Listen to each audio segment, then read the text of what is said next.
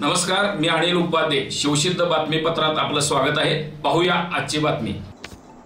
बातमी आहे पेटवडगाव मधून. महाराष्ट्र राज्य विधी सेवा प्राधिकरण मुंबई आणि जिल्हा विधी सेवा प्राधिकरण कोल्हापूर यांच्या आदेशानुसार तालुका विधी सेवा समिती पेटवडगाव यांच्या वतीने दिनांक आज रोजी राष्ट्रीय लोक अदालतीचे आयोजन करण्यात आले होते.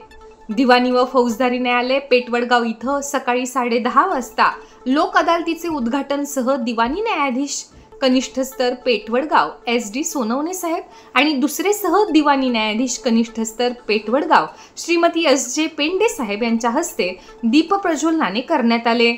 यावेळी उपस्थित नागरिकांना न्यायाधीश SD सोनवणे साहेब आणि वकील MB पाटील यांनी जास्तीत जास्त प्रकरणे आपापसात तडजोडीने मिटवून न्यायालयातील प्रलंबित खटल्यांची संख्या कमी करण्याच्या दृष्टीने न्याय व्यवस्थेस मदत करण्याचे आवाहन केले. यानंतर लोक अदालतीचे कामकाज SD सोनवणे आणि श्रीमती SJ पेंडे यांच्या अध्यक्षतेखाली दिवसभर सुरू होते. यावेळी पॅनल ॲडव्होकेट म्हणून advocate NS Raje Bhosale, advocate SN पिसे यांनी कामकाज पाहिले.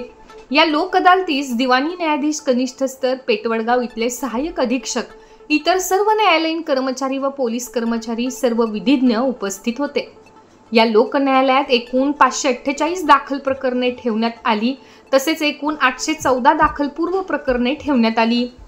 यापैकी 79 दाखल प्रकरणे आपापसात तडजोडीने मिटवण्यात आली व दाखलपूर्व प्रकरणांपैकी एकूण 4 अशी एकूण 83 प्रकरणे तडजोडीने मिटवण्यात आली. एकूण 25,04,137 इतक्या रकमेची वसुली करण्यात आली. या लोक न्यायालयात पेटवडगाव विधिज्ञ, police, bank of India, state bank of India, union bank, bank of Maharashtra, bank of Baroda, Canara bank यांनी सहभाग घेतला.